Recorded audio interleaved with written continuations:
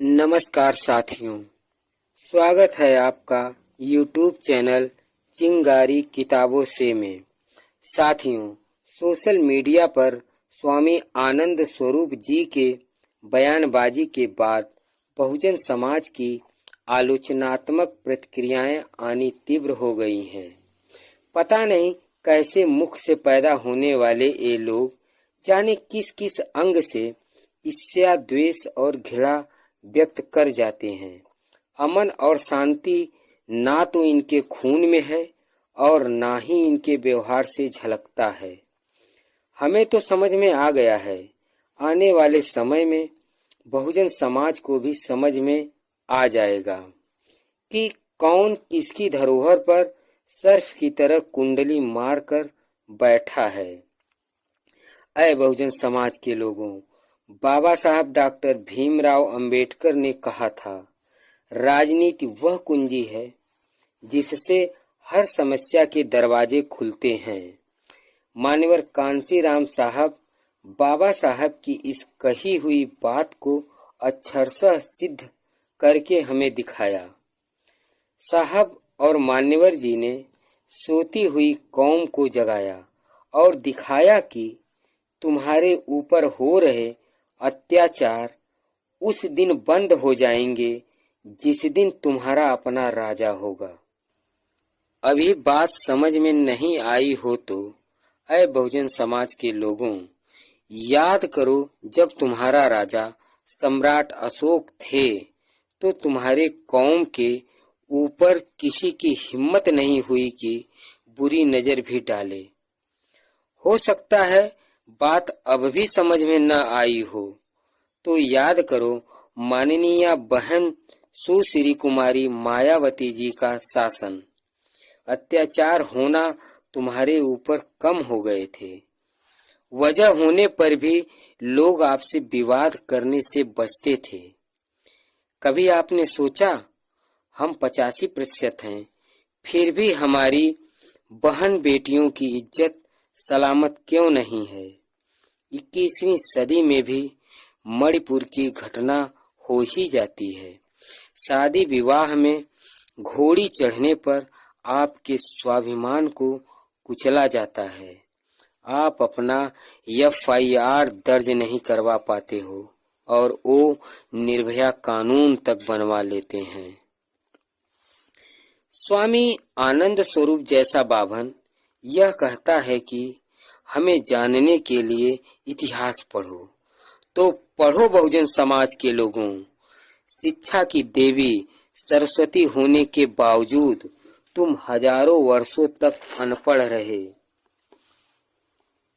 पढ़ो बहुजन समाज के लोगों, नालंदा, तक्षशिला, विक्रमशिला जैसी यूनिवर्सिटियों को किन लोगों ने किनके सहयोग से नष्ट किया। तो पढ़ो बहुजन समाज के लोगों, सोने की चिड़िया नष्ट होने के बाद तुम्हारे लिए पहला स्कूल ज्योतिबा राव फूले और माता सावित्रीबाई फूले ने बनवाया और तमाम सामाजिक, आर्थिक और राजनैतिक तकलीफों को सहते हुए तुम्हें पढ़ाया।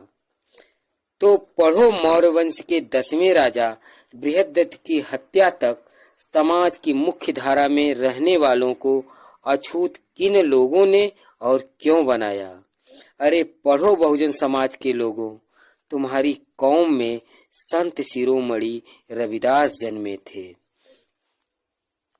अरे पढ़ो बहुजन समाज के लोगों, तुम्हें कबीर की विचारधारा से क्यों दूर किया जाता है।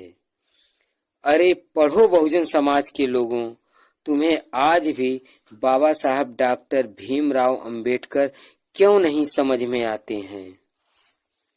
अरे पढ़ो बहुजन समाज के लोगों, तुम्हारे आंखों के सामने मान्यवर साहब के खून पसीने की कमाई क्यों लूटी जा रही है। अरे दोस्तों, शास्त्रों की किस्सा कहानी पढ़ने से यदि मन भर गया हो या तुम्हें अपने बच्चों के भविष्य की चिंता हो तो उनके उज्जवल भविष्य के लिए यह जानने का प्रयास करो तुम्हारी अस्मिता पर प्रश्न चिन्ह कहाँ से लगा है। खोजोगे तो पाओगे, तुमसे तुम्हारा धम और बुद्धत्व छीन लिया गया। आज तुम्हें समय पुकार रहा है।